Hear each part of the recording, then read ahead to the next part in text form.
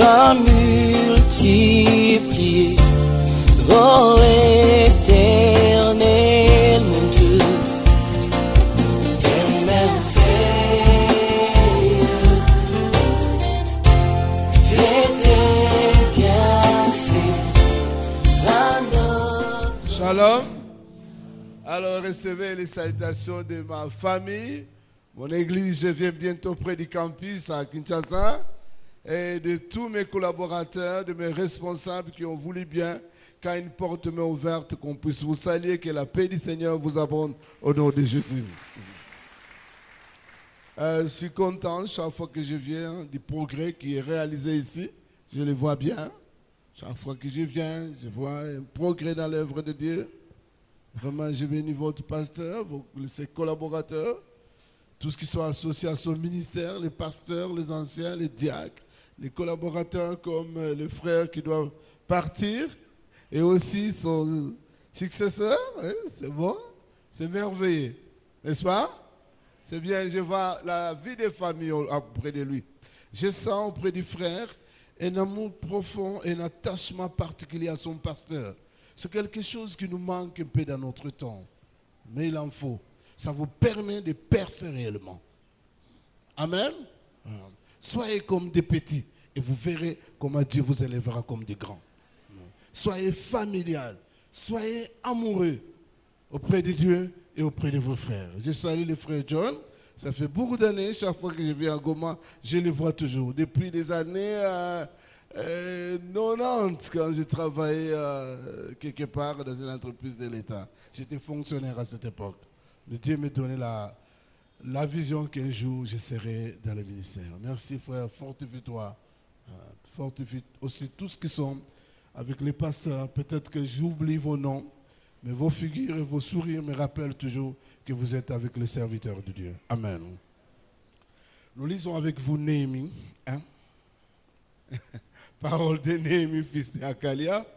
Au mois de Kislev, la 20e année, comme j'étais assise dans la capitale, Anani, l'un de mes frères, et quelques hommes arrivèrent de Juda. Je les questionnais au sujet des Juifs réchappés qui étaient restés de la captivité au sujet de Jérusalem. Il me répondit, ceux qui sont restés de la captivité sont là, dans la province au comble du malheur et de l'opprobre. Les murailles de Jérusalem sont en ruine et ses portes consumées par le feu. Lorsque j'entendis ces choses, je m'assis, j'ai pleuré, j'ai fait plusieurs jours dans la désolation. J'ai gêné et j'ai prié devant le Dieu des cieux et j'ai dit, ô éternel Dieu des cieux, grand et redoutable, toi qui gardes ton alliance et qui fais miséricorde à ceux qui t'aiment et qui observent tes commandements. Amen. Notre Dieu, merci pour ce temps merveilleux. Viens, Seigneur, à notre rencontre. Nous voulons que tu nous parles. Nous avons besoin de toi, Papa. Quand nous lisons la Bible, quand nous voyons les choses que tu as faites aux hommes qui y sont, nous voyons que tu es Papa qui nous veut du bien. Et nous voulons ce matin que tu nous fasses du bien, Papa. Ta parole nous réconforte. Ta parole nous renouvelle et nous régénère et nous rend à ton modèle agréable qui te plaît, Seigneur. Viens ce matin. Relève-nous quand nous sommes tombés. Ouvre nos oreilles quand nous sommes plus attentifs, Seigneur, quand nous sommes devenus sourds. Et nos yeux également quand nous sommes aveugles. Fais-nous vivre, Seigneur, selon toi. Beaucoup de choses nous distraient, Seigneur, des choses de ce monde que nous entendons, que nous voyons. Ils occupent, se chargent notre conscience, ce qui étouffe, Seigneur, ta parole à nous, Père. Fais-nous quelque chose de bien. Fais-nous entrer dans ton hôpital, Seigneur, dans ta chirurgie. Fais-nous du bien, Père, et guéris-nous ce matin. Au nom de Jésus. Amen. Le thème que je donne, vous allez vous étonner, c'est le réveil de Néhémie.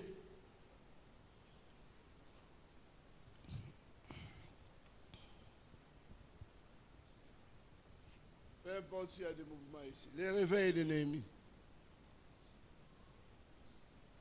On ne parle pas souvent de cela. Le réveil signifie un retour à la parole. Ça signifie qu'il y a sommeil quelque part. On ne vit pas tout à fait comme Dieu le veut. La forme est là, mais la profondeur n'y est pas. Les promesses de Dieu sont là, mais l'expérience n'est pas. On entend parler du Dieu des autres. C'est que Dieu agit aux autres, comme à Jean-Jacques, mais soi-même on ne le vit pas. Il y a une contradiction entre les promesses de Dieu et notre vie elle-même. Et à un moment même quand on regarde ce que la Bible dit et ce que nous vivons, on peut même dire que nous sommes des comédiens, des hypocrites. On dirait que nous contredisons même la parole de Dieu. Cela demande un réveil. Néhémie, il est échanson. Qui est Néhémie? C'est un homme sans titre. Il n'a pas un titre dans les temples. Il n'est pas de la famille des sacrificateurs. Il n'est pas de la famille des rois. Il n'est pas un fermier, c'est pas moi, importé dans les temples. Il ne connaît pas les temples, il ne travaille pas dans les temples. Il n'a pas de titre dans la maison de Dieu. Mais Dieu va l'utiliser puissamment et son nom restera dans la Bible. Je vous encourage, frères et sœurs, vous qui êtes dans cette église et peut-être plus tard encore, il vous appellera dans d'autres églises. Vous n'aurez pas de titre. On ne vous appellera pas pasteur, vous ne serez pas diacre, vous ne serez pas ancien, vous ne serez pas intercesseur. Peut-être chaque fois, vous ferez quelque chose, les pasteurs et les anciens ne seront pas attirés. Mais Dieu a besoin de gens comme toi. Même si tu n'as pas de titre, il veut travailler avec toi, écrire ton nom pour que quelque chose puisse faire pour que c'est l'œuvre de Dieu. C'est à toi, mon frère, excusez-moi. Il n'a pas de titre dans la maison de Dieu. Son nom signifie l'Éternel réconforte. Il fera, Dieu l'utilisera pour organiser les sacerdoces. Dieu l'utilisera pour contrôler qui est réellement lévite et qui ne l'est pas. Mais lui n'est pas lévite. Il n'est pas lévite, mais Dieu l'utilise. Ne sois pas jaloux des autres. Quand tu vois quelqu'un, Dieu l'utilise. C'est le jour de sa consécration. C'est le jour de son ordination. Peut-être toi, tu ne seras jamais ordonné. Cela ne signifie pas que tu ne vaux pas quelque chose. Peut-être que ton mari ne le sait pas, ne l'est pas. Ou ta femme, malgré tous ses exploits. Mais Dieu l'a appelé toujours pour quelque chose. Il est toujours utile aux yeux de Dieu. Ce qui est étonnant pour la vie de quelqu'un comme Néhémie. Il n'est pas de la famille des sacrificateurs. Il n'est pas prêtre. Plus tard, quand on va même le tenter pour aller, il va refuser. Il dit, moi je ne suis pas lévite. Je ne peux pas dormir dans les temples. Quand bien même Dieu l'utilise. Moi je ne suis pas lévite. Le réveil de Néhémie. Les biblistes, beaucoup de commentaires ne parlent pas de cela. Parce que souvent, quand nous parlons du réveil, nous voyons toujours un grand nombre de gens. Mais il n'y aura jamais de vrai réveil si chacun de nous ne se réveille pas. C'est pourquoi le réveil de Néhémie est important. Il y aura plus tard réveil dans son ministère avec Esdras. Parce que lui-même s'est d'abord réveillé. Il donnera l'ordre au peuple de se réveiller. Pourquoi? Parce que lui-même d'abord s'est réveillé. Chers frères, si nous voulons l'arche vraiment réveillée, si nous voulons un Sud Kivu ou un Nord Kivu aussi, pardon, ou un Goma réveillé, c'est important que chacun de nous se réveille. Que chacun s'efforce lui-même de se réveiller. Il faut que cela soit individuel. Ne dis pas, je ne vois pas ceci. Dans l'église, d'abord dans toi-même, qu'est-ce que tu vois, qu'est-ce que tu ne vois pas. L'un des présidents d'Amérique qui a conduit l'Amérique à une forte puissance pour qu'elle devienne une superpuissance. Je ne vais pas citer son nom parce que nous ne sommes pas là-bas pour eux, nous sommes là pour Jésus-Christ. Mais il a révolutionné l'Amérique en disant ceci. Ne demandez pas ce que l'Amérique fera de toi, mais toi, pose-toi ta question, qu'est-ce que tu veux faire de l'Amérique? Le réveil de l'ennemi. Il commence par une préoccupation par les besoins des autres. Regarde. Néhémie 1. Au mois de Kislev, la 20e année, quand j'étais assise dans la capitale, en allié de mes frères, quelques hommes arrivèrent de Juda. Je les questionnais au sujet des Juifs réchauffés. Il avait des problèmes.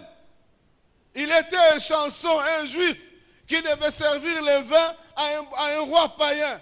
C'est une bonne affaire pour un Juif, ça? C'est bien pour un Juif? La Bible leur promet d'être la tête, non la queue, d'être le premier, non le dernier, d'être en haut, non en bas. Mais ici, il est en train de faire servir le vin à un roi occulte. C'est un honneur pour un Juif? Ce n'était pas un honneur. Il avait des problèmes. C'était une humiliation. C'était un jugement de Dieu. Mais malgré qu'il avait des problèmes, il s'est préoccupé des autres. Il posait la question à ses frères. Qu'en est-il de mes frères qui sont restés? Un vrai réveil commence par la préoccupation, non pas de ses besoins, mais des autres. Le christianisme ne peut pas connaître un grand progrès quand vous avez une foule de gens dont chacun ne fait que demander son mari, ne fait que demander son mariage, ne fait que demander sa promotion, ne fait que demander son voyage, ne fait que demander sa voiture, ne fait que demander sa maison, ne fait que demander quelque chose. Non, intéresse-toi aux autres, Dieu s'intéressera à toi. Il avait aussi des problèmes. Je suis très content que vous avez, dans cette année de percée, cette invitation pour les frères et les autres qui vous entourent. Faites-les. Quand il sera converti, peut-être que ce sera ton mari. Toi, ne fais pas le plan de le convertir pour qu'il soit ton mari. C'est Jésus seul qui convertit. Mais toi, occupe-toi des autres. Quand tu t'occuperas des autres, Dieu fera beaucoup pour toi. Peut-être que ça sera ton patron. Peut-être que ça sera ton beau-fils, ta belle-fille. Tu ne connais pas. Peut-être que ça sera ton domestique, ton médecin. Mais il est vrai que quand vous semez quelque chose pour Dieu, tu vas récolter toujours. Il est intéressé par les besoins des autres. Ça, c'est quelque chose de touchant. Ce sont les autres. La Bible dit du Messie, l'Esprit du Seigneur est sur moi, car il m'a oint pour annoncer la bonne nouvelle aux autres. Il est appelé pour les autres. Il est consacré pour les autres. Il vient pour les autres. Il meurt pour les autres. C'est pourquoi Dieu l'a souverainement élevé et lui a donné le nom au-dessus de tout nom. Pour les autres. On dit d'Esther et de Mardochée, dans le chapitre 10, vers la fin, qu'ils avaient parlé pour le bonheur du peuple juif. Quand vous voyez le ministère de Néhémie, ça commence toujours pour un besoin des autres. Le Mardochée, pour un besoin des autres. Paul, Dieu appelle Paul pour un besoin des autres. Chers frères, c'est une année de percée excellente. Faisons un effort à apprendre de nous intéresser aux autres. Le plus grand besoin des âmes, c'est Jésus-Christ. Il y a des gens qui souffrent. Il y a des gens qui sont malades. Il y a des gens qui sont perdus dans l'occultisme. Toi, tu ne pourras pas tout faire pour eux. Si tu peux simplement inviter une personne, prier pour cette personne d'abord, l'inviter qu'il vienne, Dieu pourra faire le reste. Et ce n'est pas seulement les gens qui ont des problèmes d'argent qui ont besoin de Jésus. Même ceux qui ont beaucoup d'argent, qui ont beaucoup de pouvoir, même ceux qui ont le succès sans Jésus, ils ont besoin de Christ. Parce que Jésus est le but de la vie de l'homme. La Bible dit dans Colossiens, tout a été créé par lui, tout existe par lui et pour lui. Si un membre de famille a l'argent, intéresse-les pour dire que c'est Dieu qui t'a donné, c'est possible, ou Dieu a permis, mais cet argent, cette gloire-là, n'est pas pour toi. Cette gloire doit être donnée à Jésus, car lui seul est digne d'être élevé. Et aussi que tu viendras auprès de lui-même si tu ne souffres pas. Tu dis que tout va bien, tu dis que toi tu ne vas pas aller prier parce que tu n'as pas de souffrance, il y a tout avec toi, peu importe cela, mais le Seigneur veut que ce qu'il t'a donné, parce que tout vient de lui, que tu puisses aller lui offrir cela et ça lui plaira. Amen. C'est important. La préoccupation des autres. Je peux comprendre par là que le réveil doit commencer par là. Si nous voulons voir des choses puissantes de Dieu, des percées extraordinaires, apprendre d'abord à nous oublier et à aller auprès des autres. Vous connaissez l'histoire de Marc 2, un paralytique qu'on a apporté par des gens qui avaient la foi que Jésus était capable d'intervenir dans leur vie. Vous vous rappelez, n'est-ce pas? Ils ont enlevé les toits. Ça vous rappelez maintenant? Ça peut aller? Je peux continuer? Ok? Et puis le Seigneur voit, c'est la Marc 2. Dieu voit la foi de ces gens-là qui se préoccupent de ces paralytiques. Souvent les paralytiques, tous ces gens-là, parfois ils sont méprisés. Ça fait beaucoup de dépenses. On doit tout les soutenir. Oh Dieu, aide mon frère et ma soeur. Si tu vis avec des gens pareils qui sont malades, tu te dépenses beaucoup pour eux. Tu fais tant de choses pour eux. Prends courage. Une parole pour toi ce matin. Tu dépenses beaucoup pour des gens qui sont presque inutiles, d'après toi. Mais Dieu connaît qu'ils sont utiles. D'après le monde. Mais tu dois dépenser. Peut-être qu'ils ne sont pas tellement intelligents à l'école. Pour un rien, on doit les corriger. On ne comprend pas ce qui se passe en lui. Ils sont malades, paralytiques d'une manière ou d'une autre. Mais toi, intéresse-toi à eux. Un jour, le Seigneur te rémunérera. Et ce jour-là, quand le Seigneur voit ces gens, il adresse une parole aux paralytiques. Voyant, la Bible dit, voyant le courage de ces gens-là. On se comprend? Il dit, prends courage mon enfant, tes péchés te sont pardonnés. Il y a quelque chose qui agit dans la vie du malade à partir de la préoccupation des autres. Ce qui veut dire beaucoup de choses, même dans notre société, peuvent changer, même dans notre église, si nous avons intérêt pour les autres. Le réveil de Néhémie, un réveil possible aussi pour toi. Le réveil de Néhémie. C'est un réveil où le regard est tourné vers Dieu. Ça va? Le regard est tourné vers qui? Suivez-moi bien. Vous m'entendez bien là-bas? Ok. Néhémie travaille d'après les commentaires de la Bible, l'histoire ancienne.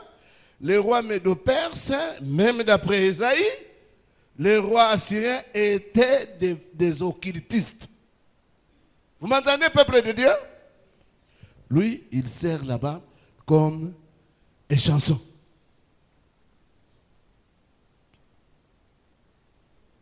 Il sert un sorcier. Il sert un occultiste. Un franc-maçon de naissance. Il est là à son service. Nombre dit, l'occultisme et l'enchantement ne peut rien contre Israël. Malgré il est en train de les servir, mais Dieu les protège. Il sert un oppresseur. Vous entendez? Il est en train de servir son ennemi. Parce que ce sont ces peuples qui les ont terrassés par le jugement de Dieu. Ces peuples ont été plus forts parce que Dieu a jugé Israël. Il est en train de les servir. Mais son regard n'est pas tourné vers cet homme. Malgré les souffrances, la honte de son peuple, les sortilèges, l'occultisme des Médo-Perses. Vous m'entendez? Malgré toutes ces choses-là, Lui, le regard n'est pas de fixer ses yeux sur les oppresseurs, sur les démons. Son regard est fixé vers l'Éternel. Il dit, oh Dieu!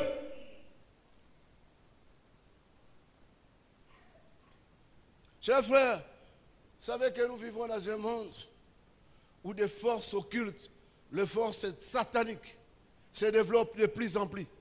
Et leurs armes, leurs actions ne sont pas appliquées contre le monde païen, mais contre l'Église, contre le peuple de Dieu, afin que nous ne puissions pas bénéficier de ce que le Seigneur nous réserve.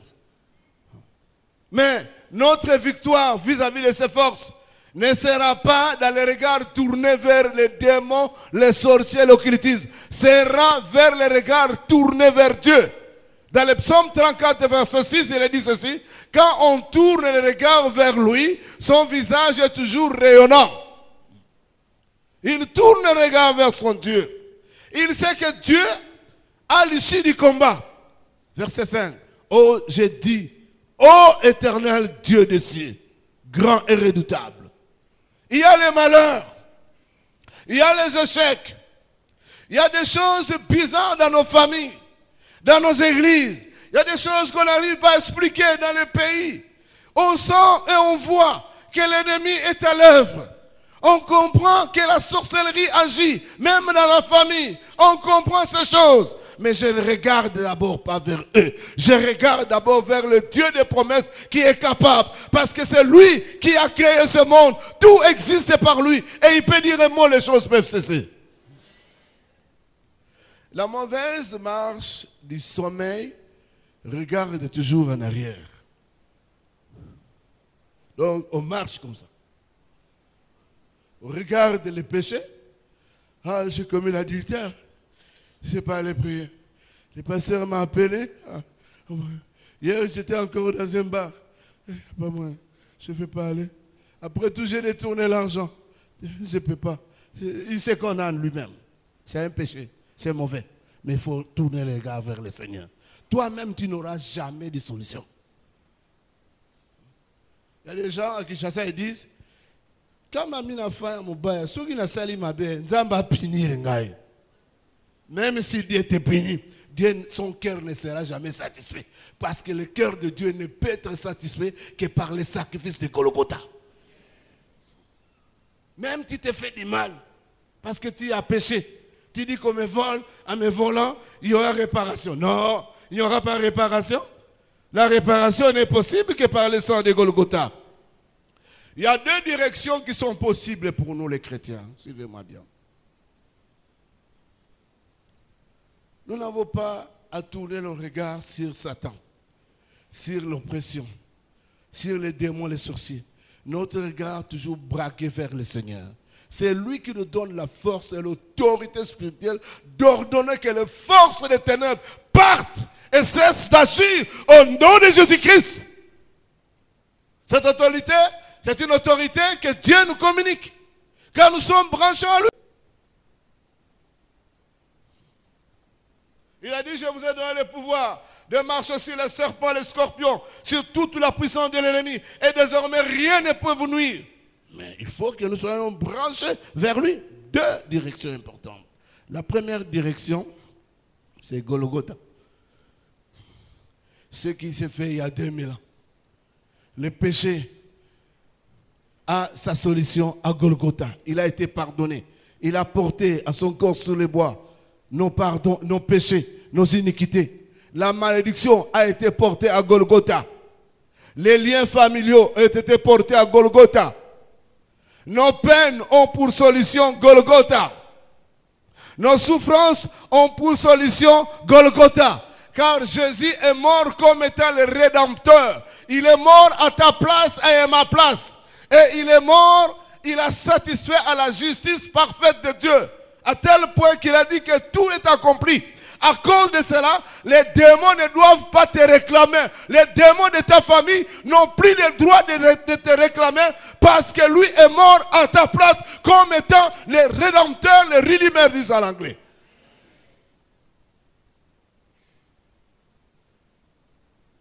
Quels que soient tes efforts, il arrivera que tu chancelles. Il arrivera que tu vacilles. Il arrivera que tu n'en peux plus. Il arrivera la confusion. Mais là, les regards, non pas sur les péchés, mais sur Golgotha. Il arrivera que tu sentiras comme si la force des démons dépasse. Oui, regarde vers Golgotha. Louez le Seigneur pour ce qu'il a fait pour toi. Louez-le parce qu'il est capable de te libérer. Et il te donnera une parole, l'autorité pour ordonner aux forces des ténèbres de cesser.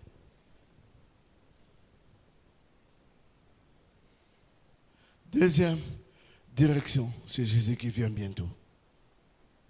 Amen. Ne devons pas oublier, ça c'est notre deuxième direction. Tout ce que nous pouvons faire, il vient bientôt. Tout ce que nous pouvons faire, gagnons les âmes. Marions-nous pour gagner les âmes. Travaillons bien pour gagner les âmes.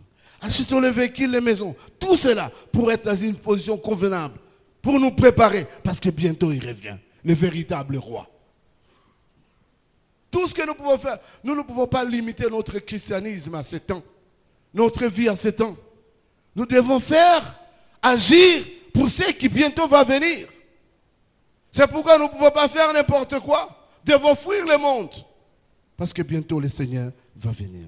Le réveil de Néhémie. C'est un réveil où la personne connaît ses péchés, reconnaît son péché. Dans 6-7, il est dit ceci. 1, 6, 7. Que ton oreille soit attentive et que tes yeux soient ouverts. Écoute la prière que ton serviteur t'adresse à ce moment, jour et nuit. Pour tes serviteurs, les enfants d'Israël, en confessant les péchés des enfants d'Israël.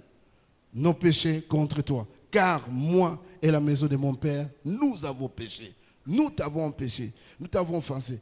Un vrai réveil, si nous voulons voir Dieu intervenir. Certains revivalistes, donc spécialistes des réveils, ils appellent le réveil le temps où Dieu agit d'une manière manifeste. Il est à nous, mais il agit d'une manière manifeste. Jéhovah Shammah.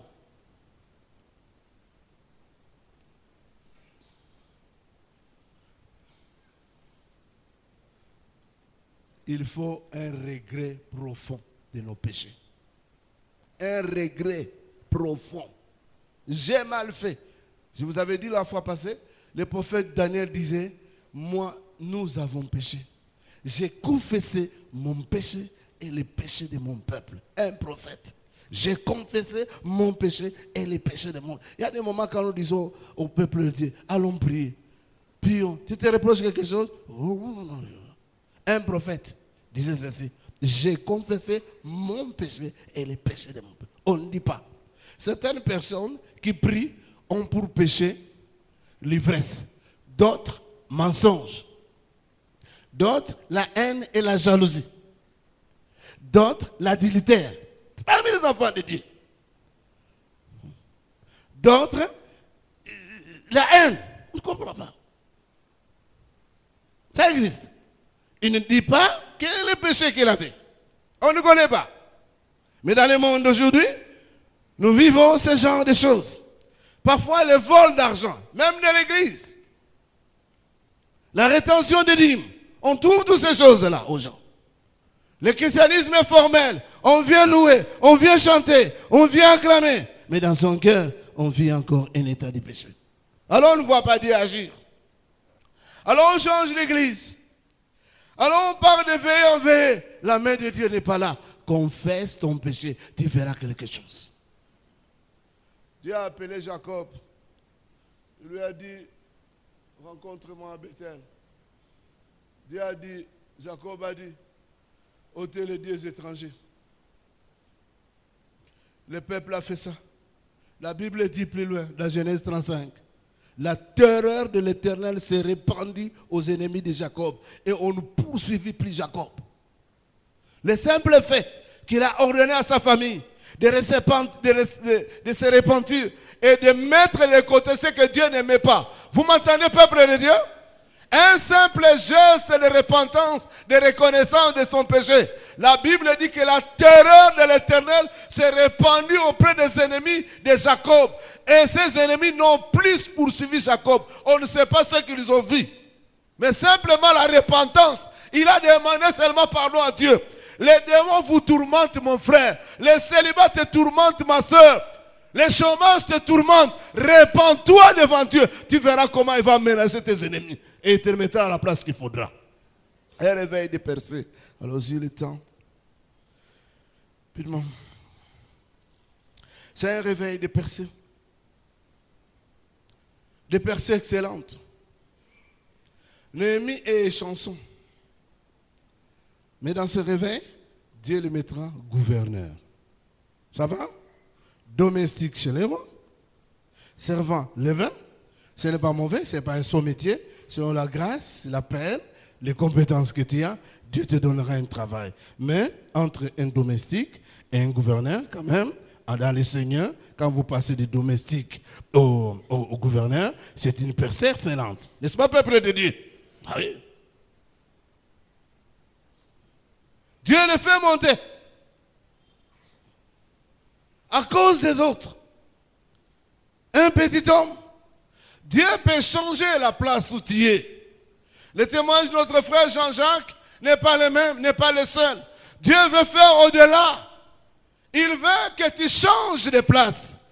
Dieu connaît que là où il faut, là où tu vis, n'est pas l'endroit où il faut. Il connaît que la position que tu occupes n'est pas celle qu'il te faut. Il te faut percer quelque part. C'est la volonté de Dieu pour toi, comme il sera fait pour Néhémie.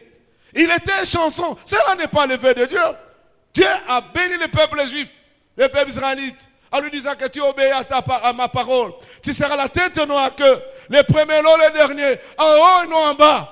Non pas pour servir les vins aux idolâtres. Ce n'est pas la place. Mais comment Dieu va le faire? Dieu le réveille. Il le mettra gouverneur. Il est libéré de cette place. Parce que c'est un homme qui est appliqué à se réveiller en passant au bien des autres. Amen. Terminons, le temps nous manque. Pour deux choses. Néhémie, alléluia, il n'est pas prophète. Dis un peu, il n'est pas prophète. Chez lui, il n'y a pas de ainsi parle l'Éternel. Akuna. Il y a des ministères où ils ont raté. Le gars ainsi parle l'Éternel, il a dit, Batumususu, Bengine, d'autres personnes, Dieu leur dira, ainsi parle l'Éternel. Ne sois pas jaloux, ce n'est pas toi. Lui n'est pas Esaïe. Lui, il n'y a pas ainsi parle l'Éternel. Non. Dans le réveil, nous avons besoin d'une expérience personnelle. D'autres ont leurs expériences. Toi, tu es une autre personne. À Esaïe, il a dit ainsi parle l'Éternel. À Élie, ainsi parle l'Éternel. À Jérémie, ainsi parle l'Éternel.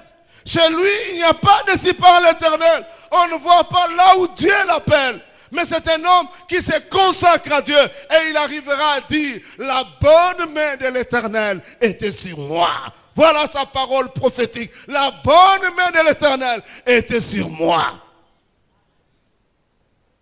Il dit, j'ai parlé devant les rois, auprès desquels était assise la reine.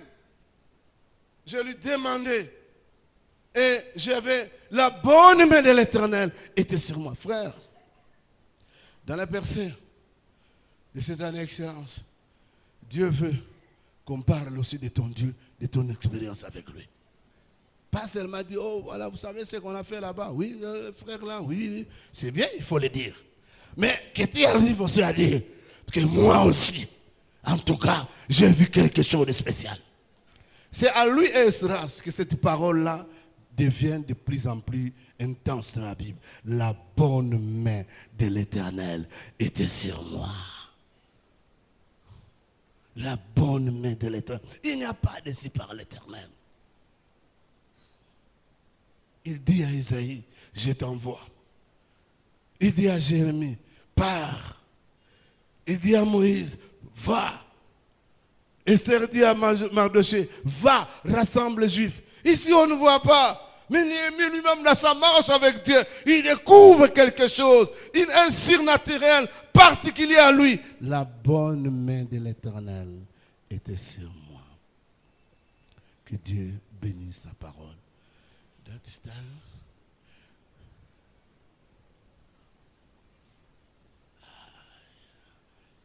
Wonderful. La bonne main de l'Éternel était sur moi. Ça va? Ça va? Parfois, dans ton ministère, tu n'entendras pas cela. Nous prions souvent dans les paroles, dans les mecs et les vendredis, des jours de prière, comme vous le faites ici. Il arrive des moments d'intenses manifestations prophétiques. Nous, on entend pour certaines personnes. À d'autres moments, il n'y a pas de paroles. Alors je leur dis, prie seulement. Peut-être tu es de la race Néhémie. Toi, il n'y aura pas de si par l'Éternel. Dans cette race-là, on ne dit pas ça. Dans cette race, on dit, la bonne main de l'Éternel est sur moi. Je sens quelque chose. Quelque chose qui me fait dire, on ne m'a pas dit que je dois être diacre, on ne m'a pas dit que je serai pasteur, on ne m'a pas dit que je suis ancien, à l'autre on l'a dit, mais je sens quelque chose en tant que pasteur, la bonne main de l'Éternel est sur moi. Dans le réveil, ton expérience est particulière. Ton expérience doit avoir un aspect du surnaturel qui te permet une percée. Il a entendu parler de Dieu d'Ésaïe. Il a entendu parler de Dieu de Néhémie. Il a entendu parler de Dieu d'Abraham, d'Isaac et de Jacob. Mais son Dieu, il ne dit pas ainsi parle. Son Dieu, la bonne main est sur moi. Un réveil de prière. Le réveil de Néhémie est un réveil de prière. C'est un homme de prière. Quand vous lisez, c'est formidable. Fortifie-moi, ô Dieu. Souviens-toi de moi, ô Dieu. Car j'ai fait toutes ces choses à cause de toi, ô Dieu. Garde-moi, ô Dieu. Protège-moi, ô Dieu. Donc, il écrit, il prie.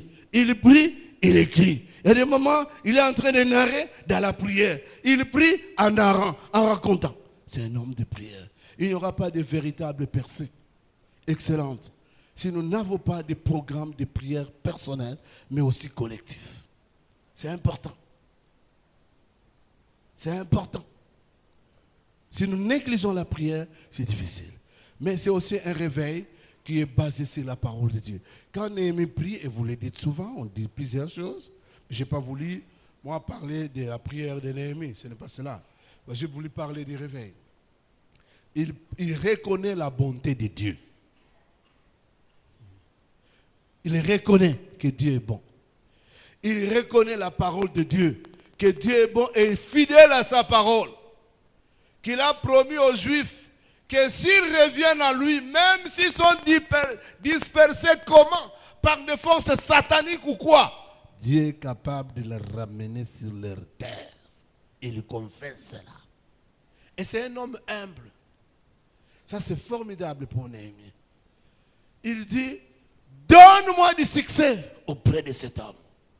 Il reconnaît que Dieu a fait grâce à certaines personnes. Même si c'est un occultiste, il peut aussi lui demander un service. Vous m'entendez, hein? Parce qu'il travaille là-bas, il n'a pas peur. Il ne dira pas que non, Azakandoki et Dimolosi, c'est à Enda Kumuliza. Ah, pardon. L'occultiste et la diminution ne peut rien contre Israël. Il travaillait là-bas. Esdras ne pouvait pas demander l'aide au roi. Parce qu'Esdras travaille comme prêtre. Il n'est pas avec les rois. Il a dit, j'aurais dit honte de demander l'aide au roi. Parce que je lui ai dit que la main de l'Éternel est toujours pour ceux qui le craignent. Mais nous avons gêné et le Seigneur a agi. Esdras ne pouvait pas. Lui est prêtre. Mais Néhémie, c'est un laïc. Il travaille avec un DG, avec un président, avec un roi, avec un empereur, avec un directeur, avec un gouverneur, avec un procureur, avec je ne sais pas moi quel titre vous pouvez donner dans vos commentaires. C'est normal, il lui demande avec respect.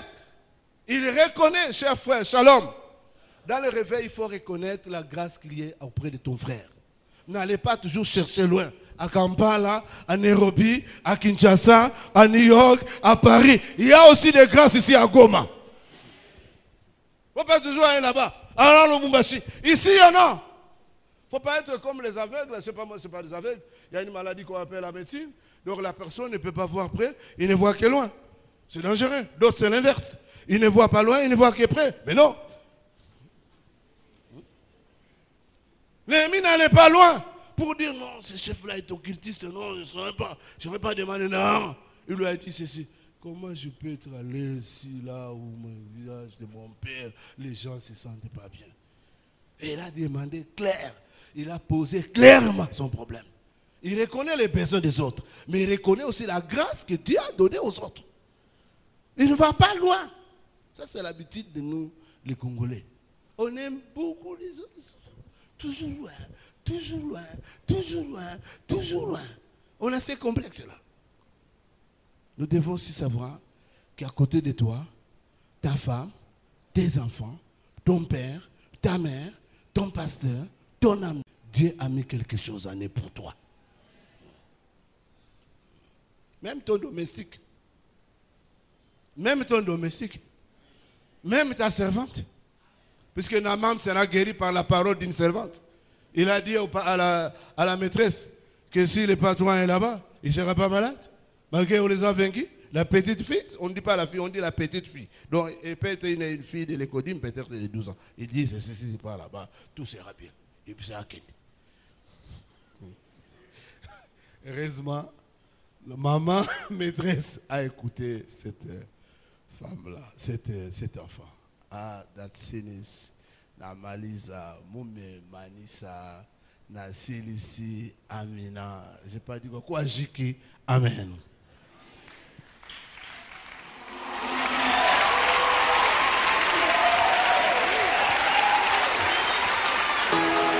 Bwana Yesu, uenende nasi leo,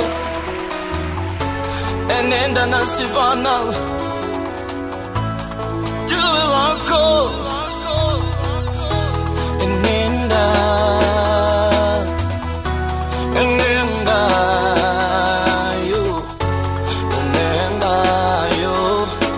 yo, nasi.